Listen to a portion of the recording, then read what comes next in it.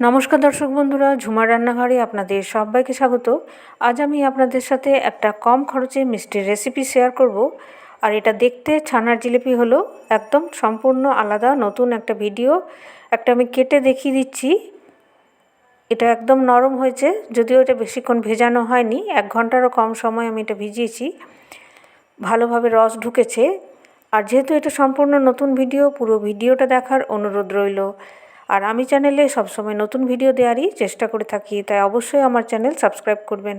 তাহলে ভিডিওটা শুরু করা যাক। প্রথমে আমি 1 কাপ ময়দা, সামান্য 1 চিমটির মতো নুন আর 1/4 টিস্পুন বেকিং পাউডার আর 1 বড় চামচের মতো তেল দিলাম। আর ভালো করে ময়ান দেওয়ার মতো করে ভালো করে মিশিয়ে নেব। খুব ভালো করে এটা মিশিয়ে নিতে হবে। বন্ধুরা, ভিডিওটা যদি আপনাদের ভালো লেগে থাকে লাইক করবেন, শেয়ার করবেন। আর এখানে 2 চামচই টক দই আছে, যেটা আমি জল দিয়ে একটু ফেটিয়ে নিয়েছি। আর একটু একটু করে এই দই, জল মেশানো দইটা দিয়ে দিয়ে মাখবো। আর এই মাখাটাই সম্পূর্ণ আলাদা ছানার জিলিপির থেকে।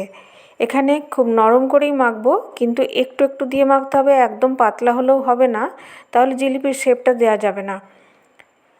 এইভাবে একটু একটু করে মাখবো। আর খুব বেশি মাখার দরকার নেই, আলগা আলগাভাবেই এরকমভাবে আলগা হাতে মাখতে হবে। যতক্ষণ না একটা ডো তৈরি হয়ে যাচ্ছে ততক্ষণই শুধু এই জলটা দেবো, দই মেশানো জলটা, খুব বেশিও দেবো না। আর এরকম নরম হবে, স্টিকি হবে, হাতে লেগে যাবে, এরকমই হবে।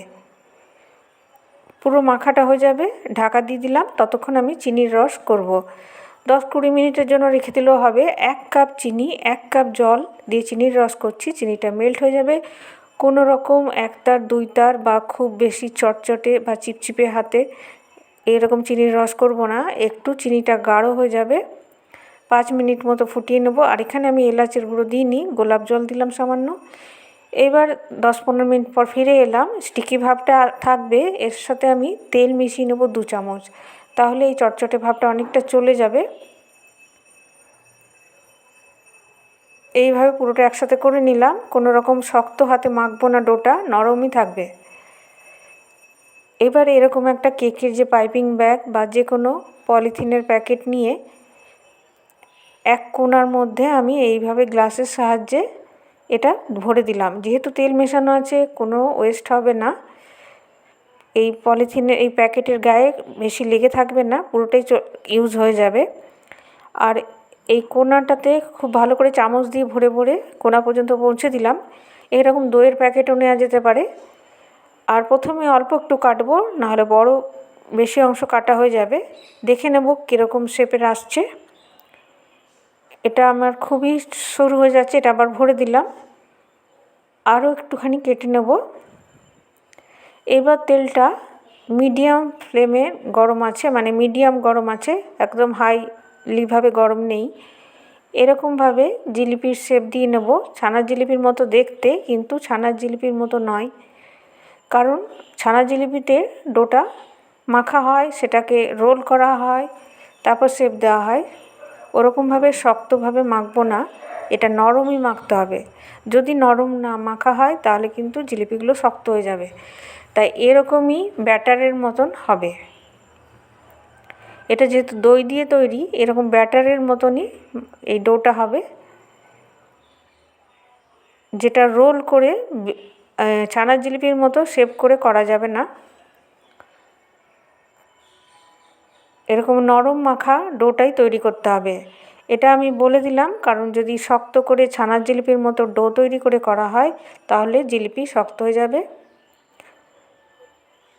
কারণ আমি ওটা করে দেখেছি, ওটাতে হবে না। এইভাবেই পাতলা রাখতে হবে এই ব্যাটারটা। আর খুব শক্তভাবে মাখবো না, হালকাভাবে মেখে নিতে হবে অল্প একটু। খুব তাড়াতাড়ি হয়ে যায় আর খুব কম খরচে। 2 চামচ দই দিলে, কোনো রকম গুঁড়ো দুধের ব্যবহার নেই, 2 চামচ দই দিয়েই তৈরি হয়ে যাবে। ছানা জিলিপিতে গুঁড়ো দুধ লাগে। ইচ্ছে হলে এরকমভাবে মিষ্টি বানিয়ে নেওয়া যেতে পারে। আর এটা গরম অবস্থাতেই চিনির রসে দিয়ে দিতে হবে। উল্টে পাল্টে বেশ গোল্ডেন ব্রাউন করে ভেজে নেওয়া যাবে। আমি একটু খুব বেশি ডার্ক করিনি, আপনাদের ইচ্ছে হলে ডার্ক করে নিতে পারেন। এবার আমার 8টাই জিলিপি তৈরি হলো। চিনির রসটা একটু ফুটিয়ে, যদি ঠান্ডা হয়ে যায় ফুটিয়ে নেব, আর এটা দিয়ে 2-3 মিনিট আরও ফুটিয়ে নিতে হবে। যদি মনে হয় যে আরও একটু মাঝে কিছুক্ষণ পর গরম করতে হয় চিনির রস, তাহলে আবার একটু চিনির রসটা গরম করে নিতে হবে।